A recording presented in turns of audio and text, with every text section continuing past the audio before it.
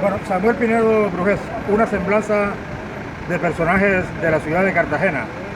¿Quiénes cree usted que fueron los más importantes del siglo pasado y con perfilación hacia este que está transcurriendo? Augusto de Pombo Pareja, sin lugar a dudas. Augusto era un arquitecto y a Augusto le cabía la ciudad en la cabeza.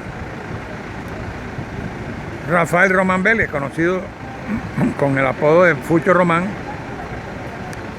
quien azotobó casi en el Consejo y duró 8 o 10 años en el Consejo.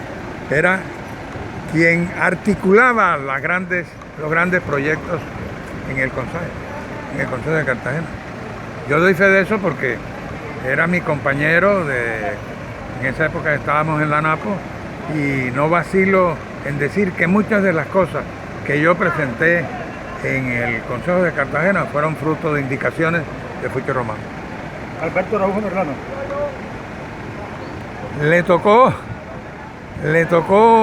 a pesar de que le tocó un momento de sugerencia. Yo le decía ahora rato cuando usted me dijo que lo había entrevistado, que yo tuve, digamos, el honor, ¿no?, de presentarlo a él como candidato en la Junta Directiva, porque yo era miembro de la Junta Directiva de las empresas. Pero él era un candidato del ASI de Segovia. El ASI me dijo, ¿cómo te parece? Y yo le dije, bueno, está en el negocio. Y yo convencí a Fucho, eran las 2 de la mañana, y yo convencí a Fucho Román de que votáramos por Alberto Araújo. Y yo presenté a Alberto Araújo como candidato a gerente. Y le impuse después en la Junta Directiva el nombre de Igapé, que fue su secretario, Ignacio Amador de la Peña, que fue el gran secretario que él tuvo en las empresas públicas municipales. Y gran periodista. Y un gran periodista deportivo también. Bueno, dentro de los nombres, Vicente Martínez Emiliani. Martelo, perdón. Ah, sí, porque Viso Junior se metió en la vida diplomática y lo perdimos como político, ¿no? Viso dijo, bueno, aquí estamos en La Matuna, esto existe por él. Él dijo La Matuna, todo el mundo dijo que don Viso estaba loco. Don Viso no estaba loco. A mí me tocó como concejal ser compañero de él en el consejo. Era un hombre de ideas como esa. La Matuna, hizo La Matuna. Le dijeron loco, pero aquí está La Matuna, un polo de desarrollo de la ciudad, el más importante, indudablemente, después de Boca Grande. Raúl Guerrero Porras, Perú. Mi gran enemigo, político. Pero indudablemente que era controversial, pero le sirvió a la ciudad. Yo no puedo, y sus hijos son grandes amigos míos. Yo en estos días estuve hablando con Verena, su hija menor, y yo puedo decir, por ejemplo, que Verena me adora, y yo la adoro, y a Raulito Junior y a todos los hijos. Algunas veces me tocó protegerlos. Rafael Vergara Cámara. Un tipo. Ese Vergara era un fenómeno de la política, porque yo lo oí pronunciar un discurso en Monpós, en una gira con Carlos Llera Restrepo, cuando yo estaba comenzando, y Carlos Llera Restrepo hizo una gira a Monpós, y él estaba en su campaña presidencial y en su campaña para lo de llevarle lo que ahora quiere llevarle Santos con la paz a los campesinos, ¿no? Llevarle tierra a los campesinos. Y Vergara dijo que era el primero que aportaba sus 2 fincas para la reforma agraria. Era un hombre de una gran inteligencia, no se ponía bravo con nadie. Conmigo peleaba cada rato y por la tarde me hablaba. Era un gran político. Tenía un gran sentido de la política. Miguel Faciolince López. Habría sido presidente de Colombia si no le da el shock anafiláctico. Ya López lo había nombrado, lo tenía para nombrar como ministro de Salud, y habría sido el presidente de Colombia, porque los cartageneros, los bolivarenses, no saben ni siquiera la trascendencia que llegó a tener Miguel en el Congreso. A Miguel lo adoraban los liberales y los conservadores en el Congreso de Colombia. Entonces, después vimos a López que decía, si no es, ¿cómo se llama este que fue presidente? Barco. Bien. Si no es Barco, ¿quién? Habría sido Miguel Facio, porque ya Barco estaba enfermo, ¿no? Y seriamente enfermo. El partido lo eligió a sabiendas.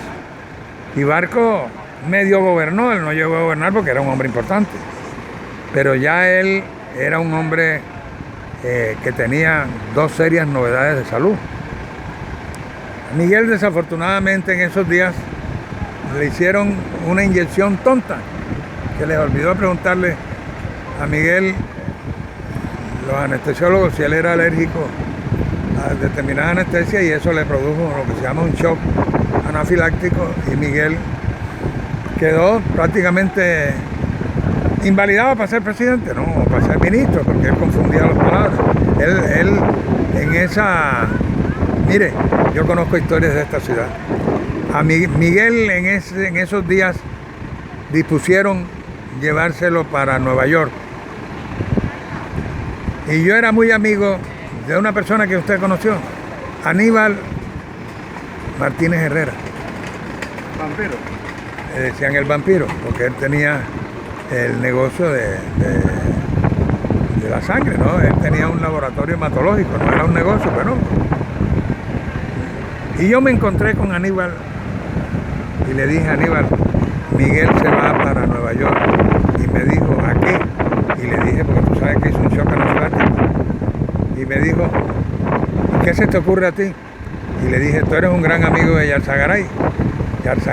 Luis Yarzagaray Cogollo estaba en la plenitud del ejercicio profesional. Él era un micro neurocirujano. Y Aníbal, sin más allá, sacó tiquetes y se fue con Miguel y se lo llevó no para Nueva York, sino para Chicago, en donde Luis Yarzagaray logró mejorarlo bastante de la novedad que él tenía, que había sido producto de un shock anafiláctico. Fíjese, Aníbal Martínez Herrera fue quien llevó a Miguel Facio Lince a Chicago, al consultorio del doctor Luis Yarzagaray Cogollo, que dicho sea de paso, no por ufanarme, pero Mufano tenía especialización, porque él murió, tenía especialización en neurocirugía por una beca que yo creé siendo secretario de la Asamblea de Bolívar. Y esa beca se la dio Ricardo Segovia Morales, siendo gobernador, a Luis Yarzagaray, porque Luis Yarzagaray había sido profesor de sus compañeros de estudio. Era un hombre brillante. Y yo se lo llevé a Ricardo y le dije, mire, gobernador, usted es un hombre pobre que quiere especializarse y no tiene con qué. Y yo lo tenía afuera en la gobernación, que entonces tenía una secretaría ahí chiquita y tal. ¿Y dónde está ese tipo? No, si yo te lo tengo aquí. Demostró todos los diplomas que tenía y Ricardo Segovia le dijo la beca es suya, y con eso se especializó. Hablaba mal de sus amigos, ese fue su gran defecto. Yo lo conocí, y lo conocí en Bogotá, porque era masón y ya yo era masón. Y nos conocimos y había sido amigo de mi papá, y le dije, doctor, yo le dije en Bogotá, le dije, doctor, usted no se equivocaría hablando mal tanto de sus amigos, porque él hacía bromas a costa de sus amigos, Igapé lo quería mucho. A Romero lo enterraron en Cartagena porque Igapé en la masonería hizo la convocatoria económica para traer el cadáver de Romero aquí, pero era indudablemente que ha sido uno de los políticos más brillantes que ha tenido Bolívar, que ha tenido la costa. Raimundo Emiliano y Román. Perseverante en la política, y con su amigo que era Laureano, ¿no? Y con los hijos de Laureano. Joaquín Franco Burgos. A mí me tocó ver al Mono Franco, como le decíamos nosotros, trabajando en su apartamento en Bogotá. Era incansable, él amanecía, él era un mecanógrafo excelente. Y tú lo veías, amanecía en la máquina escribiendo los presupuesto de la nación. Lo que tú quieras, pero él amanecía. Porque yo me hospedé en el apartamento de él, me invitó, éramos muy buenos amigos. Después discrepamos muchas veces y nos enfrentamos en el consejo, pero pero siempre nos hablábamos, ¿no? Alfredo Araujo Grau. De una época ya, yo apenas estudiaba cuando él fue gobernador. Me parece muy poco sectario, ¿no? Era muy conservador.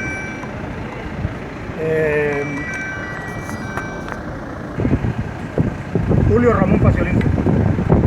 Con Julio comencé yo a hacer política. Nos conocimos, bueno, nosotros éramos momposinos y nos conocíamos de Monpollo. Yo conocía a la mamá de ellos, a doña Elvira López, que era ocañera, era de Ocaña. Entiendo, por un recuerdo de una hermana mía, que quien llevó a doña Elvira a la iglesia en su matrimonio con el doctor León Faciolince fue mi abuelo Brujés en Monpós. Eso me contó mi hermana Nelly, que conoce la historia de los Brujés, del abuelo Brujés, ¿no? Y de pronto sí, porque doña Elvira era ocañera, ella no era momposina. ¿Y por qué le correspondió? Quién sabe, debía ser que mi abuelo Brujés era amigo del... ahora sí, en este momento se me ocurre, porque mi tío Néstor Guillermo Brujés Daza, que fue gobernador del Magdalena Grande, tuvo amores y se iba a casar con una ocañera. De ahí vino posiblemente la relación. Pues yo después conocí a Carmito Quintero en Ocaña, quien era hermano de la novia de mi tío Brujés Daza.